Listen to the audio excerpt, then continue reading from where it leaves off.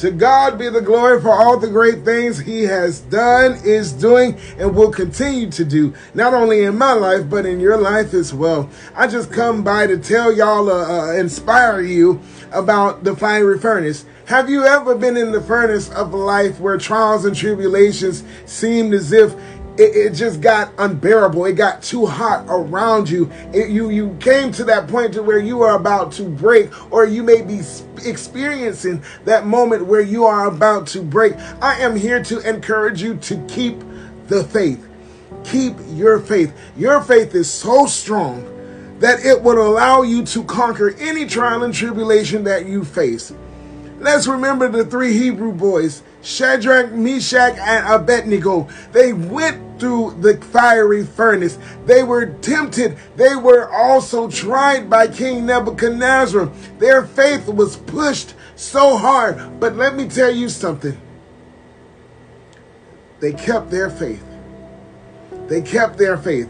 They were threatened several times by King Nebuchadnezzar. They were threatened, if you did not worship my image, if you did not worship my God, I will throw you in the fire. Before they went into the fire, they said, even though you may throw us in the fire and God may not come and save us, we still won't worship your God. We still won't worship your image. That lets you know that no matter what life throws at you, no matter how hot the trials and tribulations may seem or feel, do not lose your faith. Keep the faith. Keep the faith. Your faith will allow you to overcome any trial and tribulation that you may be facing in this moment, at this time, and in this life. Please keep the faith. Keep the faith. I don't care what your job threatens you with. I don't care what family members threaten you with. I don't care what nobody in this world threaten you with. You could be even facing a health crisis. Keep the faith. Keep the faith. As long as you keep the faith, you will not be burned by the trials and tribulations in life. God will send Jesus to be the fourth man to keep you covered. In the midst of your trials and tribulations, Jesus is your fourth man. I've been there and I've done that. I've been through the fire and I came out pure as gold. Oh God, I love it when my faith is strong. I love it when I pray to my Father and he comes see about me. I love that I don't have to worry about the trials and tribulations of life, because I know that God will see me through. The same God that saw me through before is the same God that will see me through right now, and the same God that will see me through in the future. All I have to do is lean not on my own understanding, but the understanding of God. And as long as I trust in the Lord with all my heart, Jesus, He will come see about me. I don't have to be afraid about threats of life. I don't have to be afraid if my health fail me. I don't have to be afraid if my job threatened to fire me.